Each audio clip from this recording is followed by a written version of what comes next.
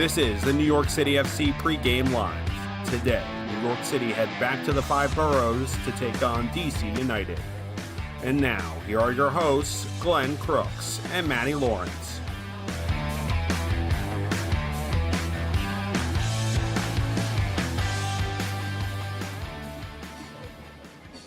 All right. Hi, Matty. Hey. I'm Glenn Crooks. There's Matty Lawrence. If we look bundled up, it's a little chilly here, but it is sun-drenched. There it is, Citi Field in Queens. Actually, the drench of sun just disappeared.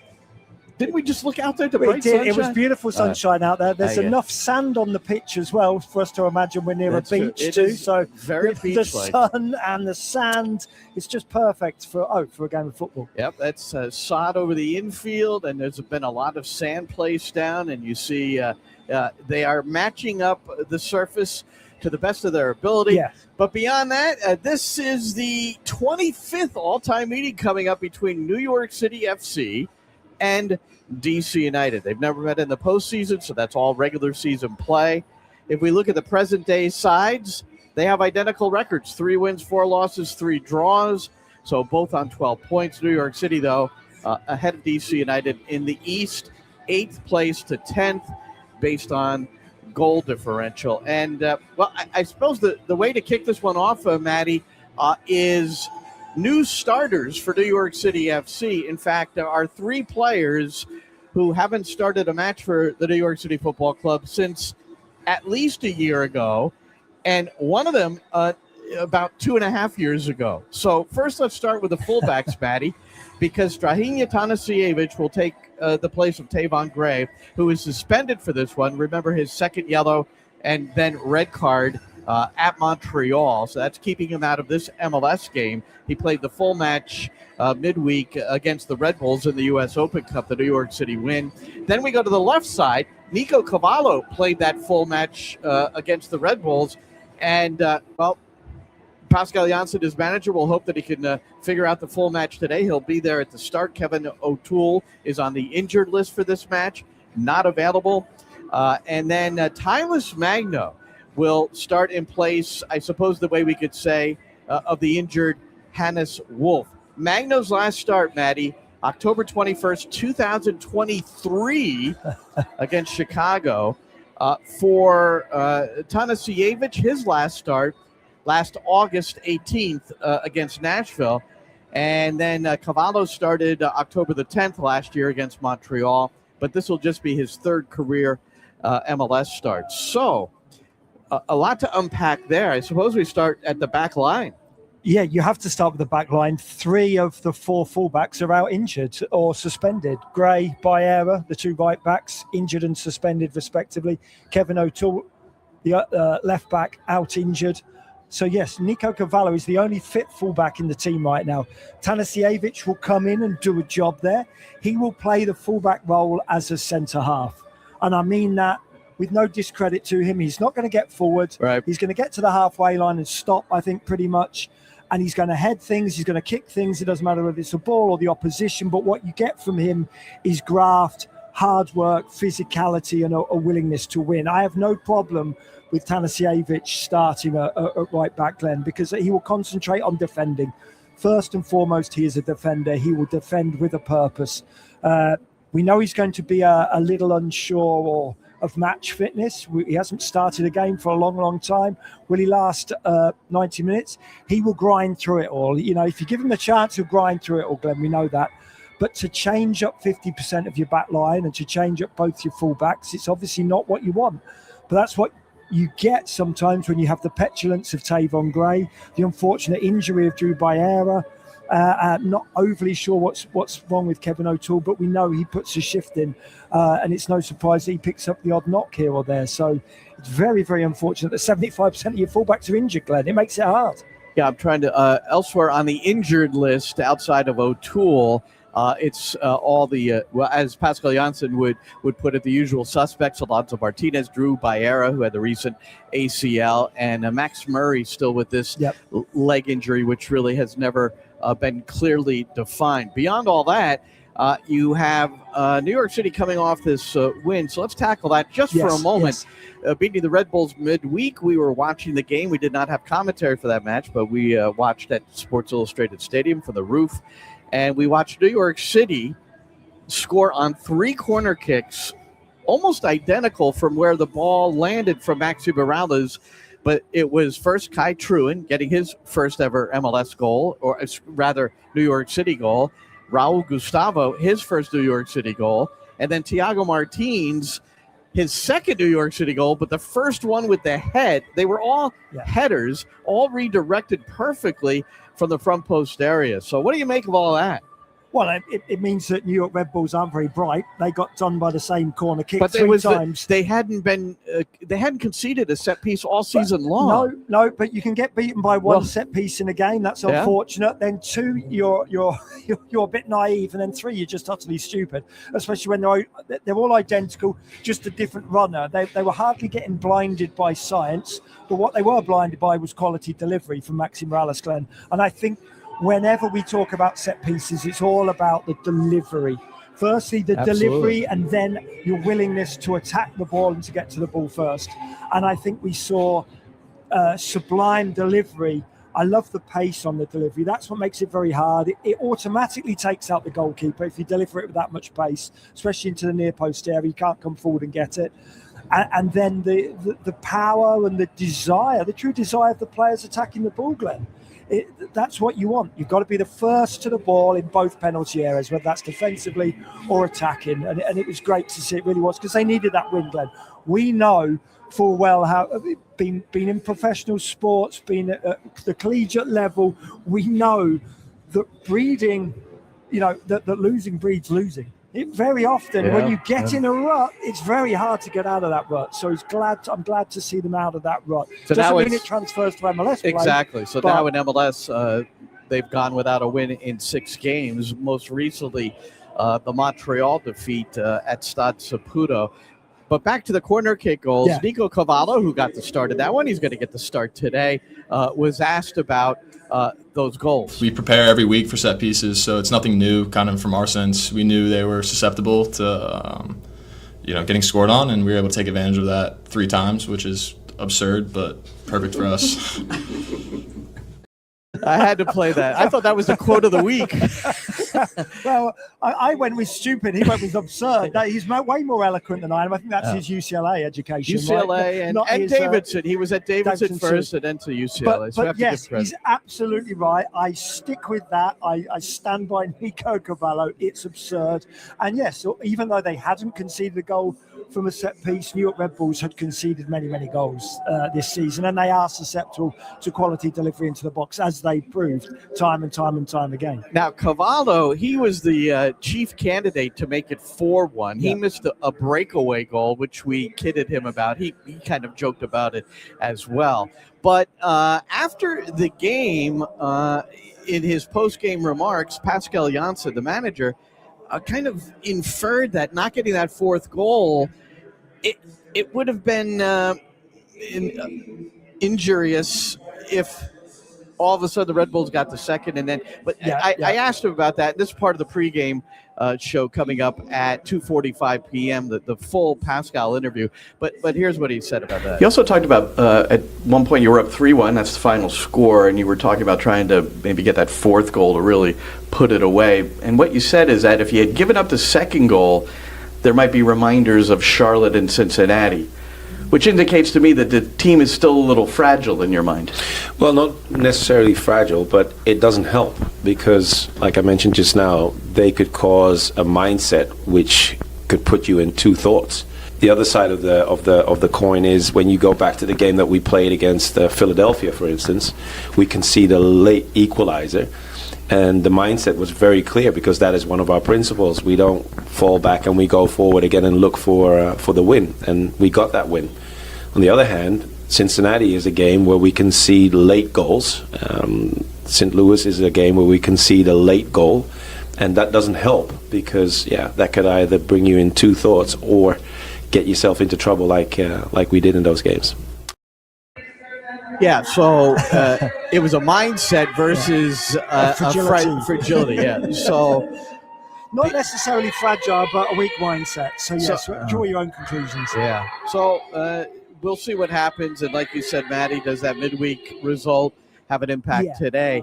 Now, there's a couple of things going on today. First of all, Ty Baribo, who was acquired from Philadelphia, has 6 of the 11 goals scored by DC United in MLS play. So coming into this weekend, he's not available. He's injured. This is the second consecutive game that he'll be missing. And the first thing I think of, Matty, is, wow, this is where you really want to take care of business when the opponent doesn't have their best players. Anyway, I asked Pascal about that. They're going to be missing Ty Baribo, so that's a significant loss for them. He has scored 6 of their 11 goals. Mm-hmm. So I suppose these are the kind of situations you think about. We need to take advantage of this. Not necessarily with his absence, but in general, like I said just now, we have to stabilize ourselves, getting into a better shape, a better position in the MLS.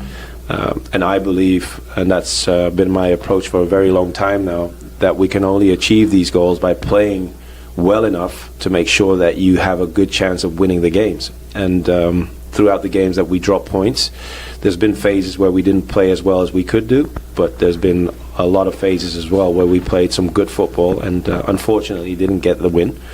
But sometimes you don't get what you deserve and you have to work harder. All right, so no Baribo, but they do have the designated player who got his very first goal last week when DC United was able to come back and defeat Orlando City 3-2, and that's Luis Montano, a Romanian, and we'll see what he's all about today because this will be his 7th game, his 2nd start. So he's been slowly working his way into the picture, but he's going to have to work his way in a big way today, you would think. Yeah, we know that if you do well in some of the Eastern European leagues, whether it's Poland or Croatia or Romania, it doesn't always transfer straight away because those leagues are quite a bit lesser in terms of standards than MLS. So yes, it's going to take him a little bit of a while to get adjusted to the pace and the physicality and the quality of the defence, I would have thought. Let's see what he's all about. You talk about missing Baribo. That's a huge one. We know that Baribo's top quality and he's MLS ready. We know that. He's come from Philadelphia. He's a very good player. So to miss him is a bonus. But we also cannot forget they scored 3, as you say, against Orlando in the last game without Baribo. So they are finding a way without Baribo, even though he's got over 50% of their goals. And look, you'd rather play against DC United without Baribo than with him. That's for certain. So Gabriel Pirani is still on the first team at DC United, and New York City supporters might recall that he scored both goals in a 2-1 win at Yankee Stadium against New York City, who, by the way, over the last 3 games against DC United, no wins. So Pirani, you would think, all right, he's in the squad. No, he'll be out of the squad for the 2nd consecutive game, and it's a coach's decision. And I thought I would play this. I was sitting in on the presser with Rene Wieler, who is the second-year coach for DC United. He replaced Troy Lesane sort of midway last year. And he had an interesting response when people were asking him about the injury report, who's available, who's not. Baribo will be out, unfortunately. Then we will play this game again with Pirani. So he's playing for himself instead of the team, and I dislike. And I can't see the joy in his face and the identification with our club. So he will be not in the team. So I've on that. Dave Johnson and Bruce Murray, the DC United commentators, were also on that presser on the Zoom, and I was texting them rapidly. I was like, what was that all about? And earlier he had talked about Pirani when a previous question was asked him after the previous game about his absence. And Wieler said, well, to the reporter, well, if you'd seen him play the last few games, you wouldn't have to ask that question. So there's something going on with he and the Brazilian. Yeah, and Pirani, as we know, is a good footballer. We know he's a good footballer. He was instrumental in that game. Well, I know he scored 2 goals, but he was very good the whole match. That doesn't mean it always transfers itself to the pitch or into the manager's way of thinking. Just because you're a good footballer, you may not be able to give out or produce what the manager wants. And the way he's speaking there, it's as though Pirani's playing for himself, almost like he's sat on a patio on the deck chair and with a ball on his own little island, and everything else is going on around him. If I'm a professional footballer, if I'm anybody, if I'm an amateur footballer and I'm hearing my manager describe me as such, I'm fuming. I'm going out to prove him wrong. I'm in the next training session. I'm doing everything I can to prove to the manager that I'm exactly what he needs.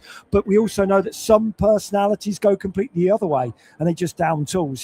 Pirani may have heard that, just down tools, and that's that, and you won't see him again. You're still paying me. You can't get rid of my contract. You just pay me till my contract finishes. Then that's the unfortunately that's the mentality of some professional athletes that I've had the misfortune to play with, Glenn. That may be it, because Pirani, we know, he's good enough to play in pretty much any MLS team here in the United States or in Canada. That's for sure. I like him. I like him as a footballer. Know nothing about his personality or character, and I probably, by the sounds of it, wouldn't like that particularly. So the coach, as it was later stated to me, to describe him, Wheeler is direct. He's a direct. So, I mean, to put that out in public, yes. You don't normally hear that from a head coach. I don't mind that, Glenn, as long as he's had that conversation with the player told the player. You have to assume it. You have to assume it. Absolutely. Yeah. DC United, 3 wins in their last 19 road matches.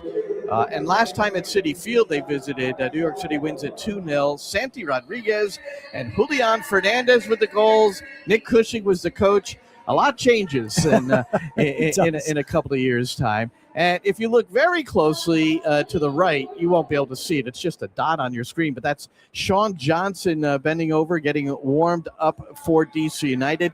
He will be in goal, the former New York City FC keeper. So back in February, Matty, I sat down with Sean and Cody Mizell, a former New York City keeper, who is now Sean's keeper coach at DC United.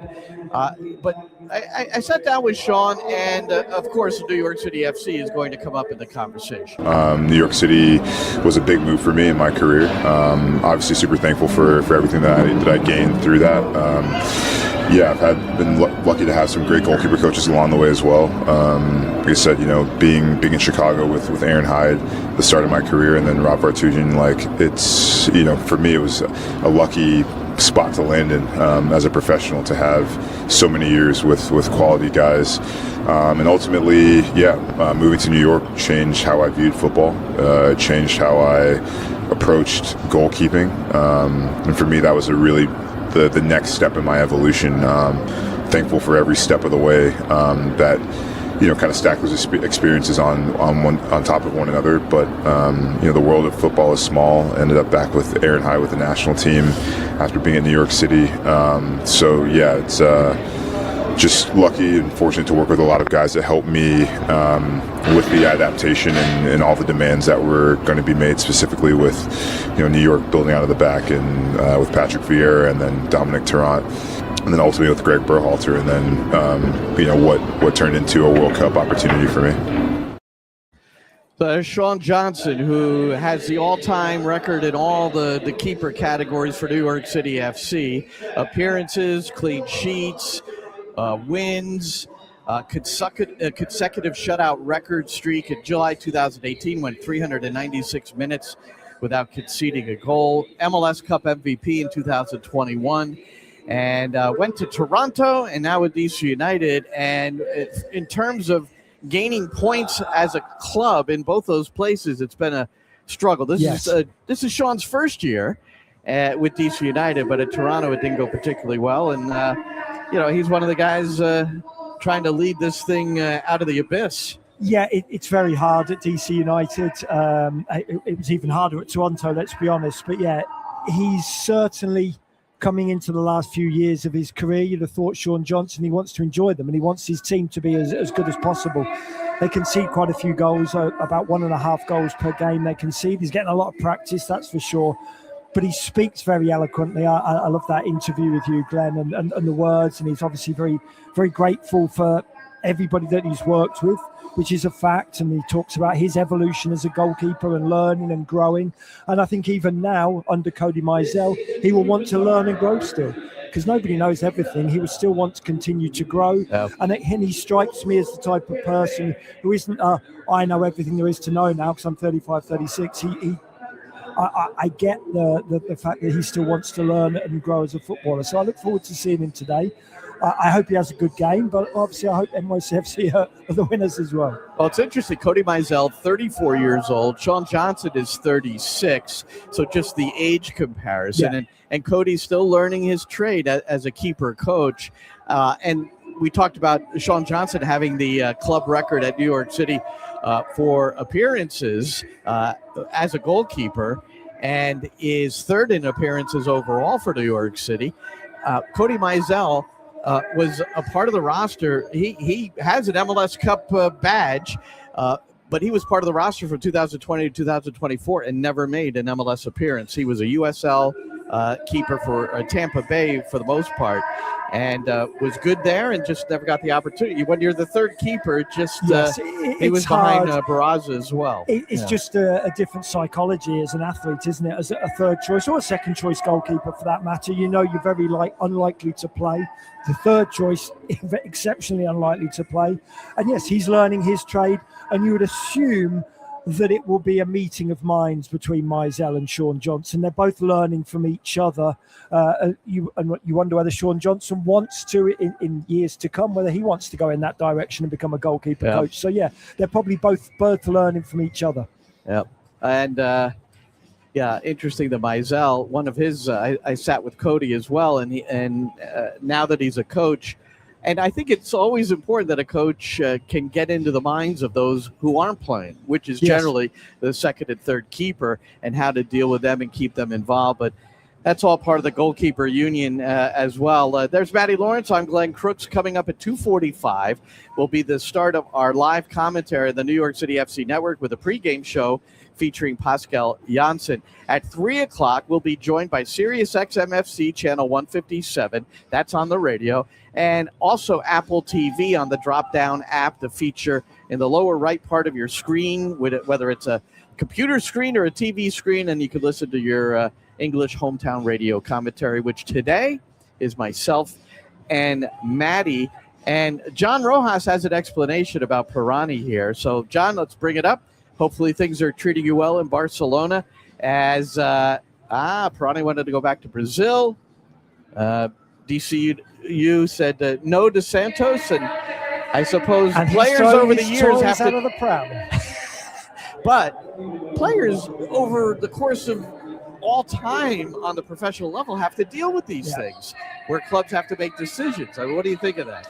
Of a player who becomes so incensed that it impacts the relationship with the coach. You see that an awful lot. Yes, he wants out, and he's going to try and do everything he can, do his hardest to get out, and that will be to be a problem in the dressing room and a problem on the training ground. So all that the coach can do then is separate them, separate the first team squad and Pirani, which means what's the point of paying him? We may as well get rid of him, and then Pirani will probably get what he wants at some point. So, Matty, just looking at a couple of other things, I have Maxi Morales and Nico Fernandez-Marcao both written down here, and they've been exceptional. We talked about Maxi's 3 assists midweek. Fernandez-Marcao continues to lead the front line. With Tylis Magno in the starting lineup, we had not a debate, but a discussion as to where or how that might be sorted out, because there's probably one of 3 ways you could do it. You could just slot in Magno for Wolf on the left and do that. But a recent comment by Pascal Janssen post-game when Arnau Farnos started in the U.S. Open Cup match instead of Magno in place of Wolf, he said that, well, Magno is a striker and he's there to back up Fernandez-Marcao or play the striker position. So I'm guessing left wing, Fernandez-Marcao stays running up the middle, and Ojeda stays on the right. Because why move all that around? Like you talk about the back line where you might even have the same personnel and maybe one change, but 3 switches, and you've maybe disorganized things because things were in a good way the other night. Yeah, absolutely. Look, to play devil's advocate, you would say that the front line switches an awful lot anyway. O'Hader and Wolf would quite often switch. All right. More interchanging there than at the back. Yeah. It's more, absolutely that word, more interchangeable. But you could well be right. Tyler Magno could well play on the left. It's just Pascal Janssen has just been so driven in his when he's been speaking that yes, Tyler Magno is only seen as a number 9 replacement or as a number 9 starter. We'll soon find out in the next 30 or 40 minutes. All right. Just looking at a couple of MLS games, I know you saw this, Matty, but Lionel Messi played his 100th game in MLS when Miami played host to Orlando City. Man, they cannot win a game at this new stadium, which is new stadium. Up 3-0 on Orlando City, and Orlando comes back and wins it 4-3. I happened to be watching that game. I was trying to watch some of the Columbus game as well, Columbus, Minnesota. Columbus was up 2-0. Minnesota came back and won 3-2. So those are the 2 games I was tuned to. Columbus, the next opponent to New York City FC. That was remarkable. And I have a theory, though. I wonder if I think I have this here. Because Franco Panico, who's a friend of ours, and he's been covering Inter Miami since their inception. But earlier this year, they denied him credentials to the new stadium. Once the new stadium was born, he was denied credentials. Franco has been vocal sometimes in a way, vocal meaning his reporting in a way that might not be favorable to Inter Miami. That's the only thing that we can portray as to why he's being denied a credential. Well, Orlando City put him as part of the away media credential list to work, as you can see this tweet, Loud and Proud Orlando, and Inter Miami denied that one again. But my point here is that Inter Miami, maybe they want to let Franco in because they haven't won a game since they denied him credentials. So that's all I'm putting out there. So just maybe, I don't know. Yeah. Bless us. Nobody can be criticised anymore, can they? It starts from the president on down. You can't criticise anyone, otherwise they just lose it. Well, we're thankful to the New York City Football Club because we critique. See, criticism. Here's the definition of criticism: is both positive and negative / constructive feedback. That's what criticism goes both ways. Point. So, it's also positive. So just everyone keep that in mind. But also keep in mind that we're going to sign off here, but you got to sign on to the New York City FC Radio Network, which is nycfc.com/radio.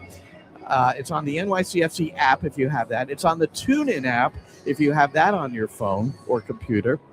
It's on Sirius XM-FC channel 157 and also Apple TV on the Apple TV app and the drop-down feature for the English hometown radio commentary. So we're all over the map today, and it's a game where I'm sure both teams feel very strongly that they need a win. Look, DC United, if they get a result today, that'll be a result in 3 straight matches, and they would move ahead of New York City FC in the Eastern Conference.